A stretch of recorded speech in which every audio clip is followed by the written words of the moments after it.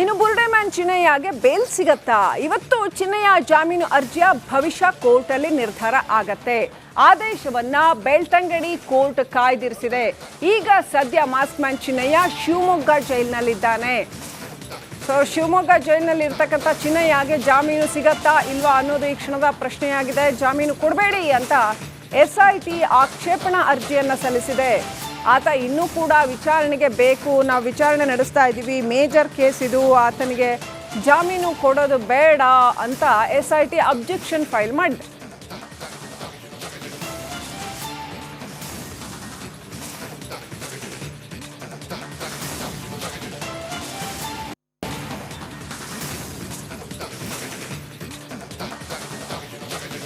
ಚಿನ್ನಯ್ಯನ ಜಾಮೀನು ಅರ್ಜಿ ಆದೇಶವನ್ನು ಬೆಳ್ತಂಗಡಿ ಕೋರ್ಟ್ ಕಾಯ್ದಿರಿಸಿದೆ. ಏನಾಗುತ್ತೆ ಕಾದು ನೋಡಬೇಕಾಗಿದೆ.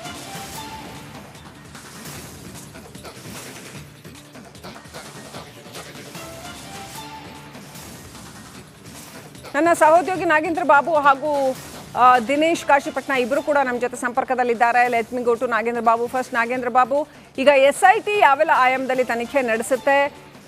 SIT ಸ್ವತಃ ಗೊಂದಲದಲ್ಲಿದೆಯಾ ಅನ್ನೋ ಪ್ರಶ್ನೆ ಮೂಡ್ತಾ ಇದೆ. ಇಷ್ಟು ದಿನ ಭಾರಿ ಪ್ರಶಂಸೆ ವ್ಯಕ್ತ ಆಗ್ತಾ ಇತ್ತು, SIT ಭಾರಿ ಚೆನ್ನಾಗಿ ಕೆಲಸ ಮಾಡ್ತಾ ಇದೆ ಅಂತ. ಆದರೆ ಈಗ ಇಸ್ ಇಟ್ ಗೋಯಿಂಗ್ ನೋವೇರ್ ಅನ್ನೋ ಥರ ಪ್ರಶ್ನೆ ಬರ್ತಾ ಇದೆ. ಎಲ್ಲೂ ಹೋಗ್ತಾ ಇಲ್ವಾ ತನಿಖೆ? ಆ ಕಡೆನೂ ಇಲ್ಲ, ಈ ಕಡೆನೂ ಇಲ್ಲ, ಒಟ್ಟಿನಲ್ಲಿ ಒಂದು ಗೊಂದಲದಲ್ಲಿ ನಿಂತ್ಕೊಂಡಿದ್ಯಾ ಅನ್ನೋ ಪ್ರಶ್ನೆ ಮೂಡ್ತಾ ಇದೆ. ಏನು ನಡೀತಾ ಇದೆ ಆ್ಯಕ್ಚುಲಿ ನಾಗೇಂದ್ರ ಬಾಬು?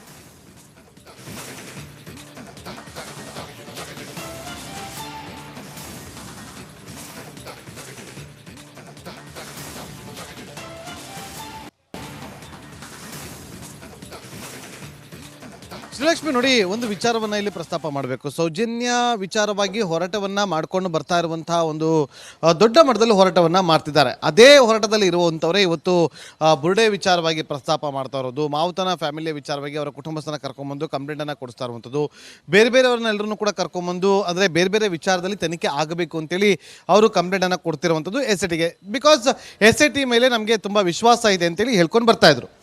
ಶ್ರೀಲಕ್ಷ್ಮಿ, ನೋಡಿ, ಮಾವುತನ ಕುಟುಂಬಸ್ಥರು ಹೈಕೋರ್ಟಲ್ಲಿ ಇದ್ದಂಥ ಕೇಸನ್ನು ವಿಡ್ರಾ ಮಾಡಿಕೊಂಡು ಬಂದು SITಗೆ ಕಂಪ್ಲೇಂಟ್ ಕೊಡ್ತಾರೆ. ಮಾವುತನ ಕುಟುಂಬದ ಕೊಲೆ ಪ್ರಕರಣಕ್ಕೆ, ಜೋಡಿ ಕೊಲೆ ಪ್ರಕರಣಕ್ಕೆ ಸಂಬಂಧಪಟ್ಟಂತೆ SIT ತನಿಖೆ ಮಾಡಬೇಕು ಅಂತೇಳಿ ದೂರನ್ನು ಕೊಡ್ತಾರೆ. ಆ ಪಿಟಿಷನ್ ಬಗ್ಗೆ ಅವರು ಚರ್ಚೆನ ಕೂಡ ಮಾಡಿದ್ದಾರೆ SIT ಅಧಿಕಾರಿಗಳು. ಅಷ್ಟು ವಿಶ್ವಾಸದಲ್ಲಿ SIT ನಡ್ಕೊಂಡು ಹೋಗ್ತಾ ಇತ್ತು. ಅದೇ ರೀತಿಯಾಗಿ ಅನೇಕ ಜನ, ಸೌಜನ್ಯ ಅವರ ತಾಯಿ ಕುಸುಮಾವತಿ ಅವರು ಬಂದಿದ್ದರು, ಪದ್ಮಲತಾ ಅವರ ಕುಟುಂಬಸ್ಥರು ಬಂದಿದ್ದರು, ಮಾವುತನ ಕುಟುಂಬಸ್ಥರು ಬಂದಿದ್ದರು. ಎಲ್ಲರೂ ಕೂಡ ಬಂದು ತಮ್ಮದೇ ಆದಂಥ ಆಯಾಮದಲ್ಲಿ ಒಂದಷ್ಟು ದೂರುಗಳನ್ನು ಕೊಟ್ಟು ಹೋಗಿದ್ದರು. ಆದರೆ ಈಗ ಮತ್ತೊಂದು ಅನುಮಾನಗಳು ಕಾಡೋದಕ್ಕೆ ಶುರುವಾಗಿದ್ದು SIT ತನಿಖೆಯ ಬಗ್ಗೆನೇ ಅನುಮಾನಗಳು ಇವರಲ್ಲೇ ಮೂಡಿದೆಯಾ ಅನ್ನೋ ಪ್ರಶ್ನೆ ಈಗ ಉದ್ಭವ ಆಗ್ತದೆ. ಯಾಕೆ ಅಂತಂದರೆ ಪುರಂದರ ಮತ್ತು ತುಕಾರಾಮ್ ಇಬ್ಬರೂ ಕೂಡ ಹೈಕೋರ್ಟ್ ಮೊರೆ ಹೋಗಿದ್ದಾರೆ. ಪಾಯಿಂಟ್ ನಂಬರ್ 1, ಪಾಯಿಂಟ್ ನಂಬರ್ 13ನಲ್ಲಿ ನಾವು ನೋಡಿದ್ದೀವಿ ಹೂ ತಿಕ್ಕಿರೋದು. ಇಲ್ಲಿ ತನಿಖೆ ಆಗಬೇಕು, ಮತ್ತೊಮ್ಮೆ ಉತ್ಖನನ ಆಗಬೇಕು, ಒಬ್ಬರು ನಿವೃತ್ತ ಜಡ್ಜನ್ನು ನೇಮಕ ಮಾಡಬೇಕು ಅಂತೇಳಿ ಈಗ ಹೈಕೋರ್ಟ್ ಮೆಟ್ಟಿಲೇರಿದ್ದಾರೆ. ಒಬ್ಬರು ಹೈಕೋರ್ಟ್ ಮೆಟ್ಟಿಲೇರಿ ತನಿಖೆ ಸರಿಯಾಗಿ ಆಗ್ತಾ ಇಲ್ಲ, ತನಿಖೆ ನೀವು ಕಾನೂನು ಅಂದರೆ ನ್ಯಾಯಾಂಗ ಇಲ್ಲಿ ಮಧ್ಯಪ್ರವೇಶವನ್ನು ಮಾಡಬೇಕು ಅಂತ ಕೇಳ್ತಾರೆ. ಮತ್ತೊಂದು ಕಡೆ ಹೈಕೋರ್ಟಲ್ಲಿರುವಂಥ ಕೇಸನ್ನು ವಿಡ್ರಾ ಮಾಡಿಕೊಂಡು ಬಂದು SITಗೆ ದೂರನ್ನು ಕೊಡುವಂಥ ಕೆಲಸವನ್ನು ಮಾಡ್ತಾರೆ. ನೋಡಿ, ಇಲ್ಲಿ ಗೊಂದಲಗಳು ಸೃಷ್ಟಿ ಆಗ್ತಾ ಇದೆಯಾ ಅಥವಾ ಗೊಂದಲಗಳನ್ನು ಸೃಷ್ಟಿ ಮಾಡುವಂತೆ ಮಾಡಲಾಗ್ತಾ ಇದೆಯಾ ಅದಂತೂ ಗೊತ್ತಾಗ್ತಾ ಇಲ್ಲ. ಯಾಕೆಂದರೆ SIT ತನಿಖೆಯ ಭಾಗವಾಗಿ ಮಾತಾಡಿದ್ರೆ ಆರಂಭದಲ್ಲಿ ಇದ್ದಂಥ ಒಂದು ಫೋರ್ಸ್ ಏನಿತ್ತು ಇವಾಗ ಕಂಪ್ಲೀಟ್ ಆಗಿ ಸ್ಟಾಪ್ ಆಗಿದೆ. ಇವತ್ತು ಆಮೆಗತಿಯಲ್ಲಿ ಸಾಕ್ತಾ ಇದೆ. ಅಂದರೆ ಈಗ ಆಮೆಗತಿಯಲ್ಲಿ ಸಾಕ್ತಾ ಇದೆ, ಓಕೆ ಒಪ್ಕೊಳ್ಳೋಣ, ಪೇಪರ್ ವರ್ಕ್ಗಳು ಮುಗ್ದಿದೆಯಾ, ಓಕೆ ಒಪ್ಕೊಳ್ಳೋಣ. ಆದರೆ ಯಾಕೆ ವರದಿಯನ್ನು ಸಬ್ಮಿಟ್ ಮಾಡ್ಬೋದಲ್ಲ, ಯಾಕೆ ಸುಮ್ಮನೆ ಕಾಲಹರಣ ಮಾಡ್ತಾ ಇದ್ದಾರೆ ಅನ್ನೋದೇ ಈಗ ಇರುವಂಥ ಪ್ರಶ್ನೆ. ನೋಡಿ, ಬಂಗ್ಲಾಗುಡ್ಡಕ್ಕೆ ಹೋಗಿ ಅದನ್ನು ಸುಪರ್ದಿಗೆ ತೆಗೆದುಕೊಳ್ಬೇಕಾ ಬೇಡವಾ, ಅಲ್ಲಿ ನಾವು ಪರಿಶೀಲನೆ ಮಾಡ್ಬೋದಾ ಬೇಡವಾ, ಅದರ ಒಂದು ಗೊಂದಲ. ಶ್ರೀಲಕ್ಷ್ಮಿ, ನೋಡಿ, SIT ಫಾರ್ಮ್ ಆಗಿದ್ದು ಉತ್ಖನನವನ್ನು ಮಾಡಿ ಭೂಮಿಯ ಒಳಭಾಗದಿಂದ ಅಸ್ಥಿಪಂಜರಗಳನ್ನು ತೆಗೆದು ಅದರ ಬಗ್ಗೆ ತನಿಖೆಯನ್ನು ಮಾಡಬೇಕು ಅಂತೇಳಿ. ಆದರೆ ಇವತ್ತು SIT ಮಾಡ್ತಿರೋದು ಏನು? 2002ರಲ್ಲಿ ಯಾವುದೋ ಒಂದು ಮಿಸ್ಸಿಂಗ್ ಆಗಿರುತ್ತೆ, 2004ರಲ್ಲಿ ಮಿಸ್ಸಿಂಗ್ ಆಗಿರೋ ಪ್ರಕರಣ, 2006ರಲ್ಲಿ ಮಿಸ್ಸಿಂಗ್ ಆಗಿರೋ ಪ್ರಕರಣ, ಇದರ ಬಗ್ಗೆ ತನಿಖೆಯನ್ನು ಮಾಡೋದಕ್ಕೆ ಶುರುವಾಗ್ತಾ ಇದೆ. ಅಂದರೆ ಯಾವುದೇ ರೀತಿಯಂಥ ಒಂದು ಕಳಬರಹಗಳು ಸಿಗದೇ ಇದ್ದಂಥ ಹಿನ್ನೆಲೆಯಲ್ಲಿ ಬೇರೆ ದಿಕ್ಕಿನಲ್ಲಿ ಸಾಕ್ತಾ ಇದೆಯಾ ತನಿಖೆ ಅನ್ನೋದು ಪ್ರಶ್ನೆ ಉದ್ಭವ ಆಗ್ತದೆ. ಅಥವಾ SITಗೆ ಗೈಡ್ ಮಾಡ್ತಿರೋದು ಯಾರು? SIT ಮುಖ್ಯಸ್ಥರು ಇದರ ಬಗ್ಗೆ ಏನು ಹೇಳ್ತಾರೆ? ಯಾಕೆಲ್ಲೂ ಕೂಡ ಒಂದು ಉತ್ತರವನ್ನು ಕೊಡ್ತಾ ಇಲ್ಲ. ಇಲ್ಲಿಯವರೆಗೂ ಕೂಡ ಏನೆಲ್ಲ ಆಗಿದೆ ಅನ್ನೋದ್ರ ಬಗ್ಗೆ ತನಿಖಾ ಪ್ರಗತಿಯ ವರದಿಯನ್ನು ಕೂಡ ಬಿಡುಗಡೆ ಮಾಡ್ತಾ ಇಲ್ಲ, ಮಧ್ಯಂತರ ವರದಿ ಕೂಡ ಬಿಡುಗಡೆ ಮಾಡ್ತಾ ಇಲ್ಲ. ಈಗ ಬುರ್ಡೆ ರಹಸ್ಯವನ್ನು ಭೇದಿಸುವತ್ತ ಸಾಕ್ತಾ ಇದ್ದಂಥ SIT ತನಿಖಾ ತಂಡ ದಿಕ್ಕು ಬದಲಿಸಿ ಈಗ ಮತ್ತೊಂದು ಆಯಾಮದತ್ತ, ಬಂಗ್ಲಾಗೂಡದತ್ತ ಬಂದಿದೆ. ಇನ್ನು ಅದರಲ್ಲಿ ಕನ್ಕ್ಲೂಷನ್ ಬಂದಿಲ್ಲ. ಬುರ್ಡೆ ವಿಚಾರವಾಗಿ ಬುರ್ಡೆಯನ್ನು ಜಾಮೀನನ್ನ ತಂದು ಕೊಟ್ಟಂತಹ ಚಿನ್ನಯ್ಯ ಅರೆಸ್ಟ್ ಆಗಿ ಇವತ್ತು ಶಿವಮೊಗ್ಗ ಜೈಲಲ್ಲಿದ್ದಾನೆ. ಇವತ್ತು ಮಧ್ಯಾಹ್ನ ಆತನ ಬೇಲ್ ಭವಿಷ್ಯ ಕೂಡ ನಿರ್ಧಾರ ಆಗುತ್ತೆ. ಇನ್ನು ಅದನ್ನ ತಂದು ಕೊಟ್ಟವರು ಯಾಕೆ ಕೇವಲ ಬರೀ ವಿಚಾರಣೆಗೆ ಮಾತ್ರ ಸೀಮಿತರಾದ್ರ, ಕೇವಲ ಅವರನ್ನ ಎವಿಡೆನ್ಸ್ ಮಾತ್ರ ಮಾಡೋದಕ್ಕೆ ಮುಂದಾಗ್ಬಿಡ್ತಾ, ಅಷ್ಟಿಗೆ ಮುಕ್ತಾಯ ಆಯ್ತಾ ಆ ವಿಚಾರ? ಯಾಕೆ ಅದಕ್ಕೆ ಇನ್ನು ಕನ್ಕ್ಲೂಷನ್ ಬರುವಂತ ಕೆಲಸ SIT ಅಧಿಕಾರಿಗಳು ಮಾಡ್ತಾ ಇಲ್ಲ? ಅದೇ ಒಂದು ಇನ್ನು ಕನ್ಕ್ಲೂಷನ್ ಬಂದಿಲ್ಲ. ಅದನ್ನ ಹೊರತುಪಡಿಸಿ ಈಗ ಬಂಗ್ಲಾಗುಡ್ಡಕ್ಕೆ ಎಂಟ್ರಿ ಕೊಡ್ತಾರದು ಯಾಕೆ?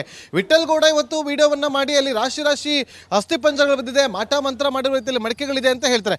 ನಾಳೆ ಮತ್ತೊಬ್ರು ಅದೇ ರೀತಿಯಾಗಿ ಹೇಳಿಕೆಯನ್ನ ಕೊಡ್ತಾ ಇದ್ರೆ SIT ಅದನ್ನು ಕೂಡ ಬಿಟ್ಟು ತನಿಖೆಯನ್ನ ಮಾಡ್ತಾ ಹೋಗುತ್ತಾ ಅನ್ನೋದೇ ಅನುಮಾನಗಳು. ಶ್ರೀಲಕ್ಷ್ಮಿ, ರೈಟ್, ದಯವಿಟ್ಟು ಸಂಪರ್ಕದಲ್ಲಿ ನಾಗೇಂದ್ರ ಬಾಬು ಹಾಗೇನೆ ದಿನೇಶ್ ಕಾಶಿಪಟ್ನ ಲೈವ್ ಕನೆಕ್ಟ್ ಆಗಿದ್ದಾರೆ. ದಿನೇಶ್, ಇವತ್ತು ಈ ಚಿನ್ನಯ್ಯನ ಬೇಲ್ ಭವಿಷ್ಯ ನಿರ್ಧಾರ ಆಗತ್ತೆ ಅಂತ, ಒಂದು ವೇಳೆ ಈತನಿಗೆ ಬೇಲ್ ಸಿಗತ್ತೆ ಅಂತ ಆದ್ರೆ ಯಾವ ಗ್ರೌಂಡ್ಸ್ ಮೇಲೆ ಬೇಲ್ ಸಿಗತ್ತೆ? ಒಂದು ವೇಳೆ ಬೇಲ್ ಸಿಗಬಾರದು ಅಂತ ಏನು SIT ಆಕ್ಷೇಪಣೆಯನ್ನ ಸಲ್ಲಿಸಿದೆ, ಯಾವ ಲೀಗಲ್ ಗ್ರೌಂಡ್ಸ್ ಮೇಲೆ ಆಕ್ಷೇಪಣೆಯನ್ನ ಸಲ್ಲಿಸಿದೆ, ಏನಾಗಬಹುದು ಇವತ್ತು ದಿನೇಶ್?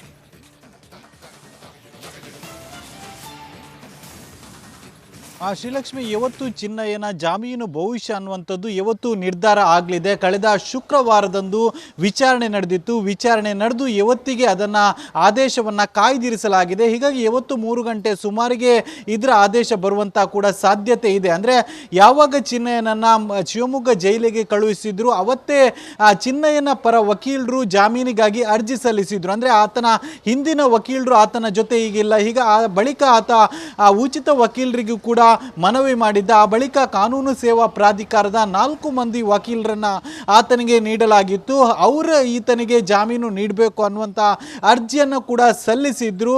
ಅವರು ಅರ್ಜಿ ಸಲ್ಲಿಸಿದ ಬಳಿಕ SIT ಪರ ವಕೀಲರು ಕೂಡ ಆಕ್ಷೇಪಣಾ ಅರ್ಜಿಯನ್ನು ಕೂಡ ಸಲ್ಲಿಸಿದ್ರು. ಅಂದರೆ ಆತನಿಗೆ ಜಾಮೀನು ನೀಡಿದರೆ ಯಾವ ರೀತಿಯಾಗಿ ವಿಚಾರಣೆಗೆ ಸಮಸ್ಯೆ ಆಗುತ್ತೆ, ಈ ಒಂದು ಪ್ರಕರಣದಲ್ಲಿ ಯಾವ ರೀತಿಯಾಗಿ ಅದು ಬೇರೆ ತಿರುವು ಪಡೆದುಕೊಳ್ಳುತ್ತೆ, ಈ ರೀತಿಯಾದಂಥ ಒಂದಷ್ಟು ಆಕ್ಷೇಪಣಾ ಪಟ್ಟಿಯನ್ನು ಕೂಡ ಅವರು ಸಲ್ಲಿಸಿದ್ದು. ಪ್ರಮುಖವಾಗಿ ಆತನ ವಿಚಾರಣೆ ಅಂದರೆ ಆ ಒಂದು ಪ್ರಕರಣದ ವಿಚಾರಣೆ ಇನ್ನೂ ಕೂಡ ನಡೀತಾ ಇದೆ, ತನಿಖೆ ಇನ್ನೂ ಕೂಡ ನಡೀತಾ ಇದೆ.